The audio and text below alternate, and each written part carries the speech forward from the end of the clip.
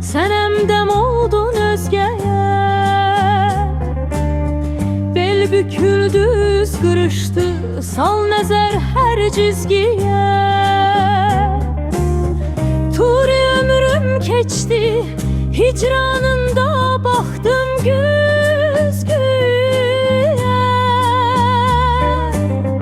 Gençliğimden bir alamet görmedim ki görmedim. Ben bu dünyada adalet görmedim ki görmedim. Dözdüm her zulme saadet görmedim ki görmedim. Ben bu dünyada adalet görmedim ki görmedim. Dözdüm her zulme saadet görmedim ki görmedim.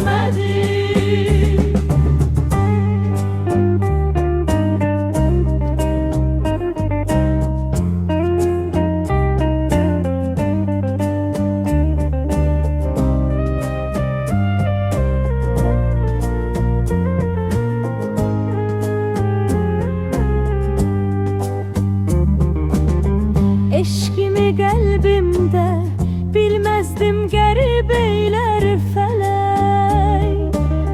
Her ne kadri aşinalar var rakip eyler felek. Çok ümit ettim ki hoş günler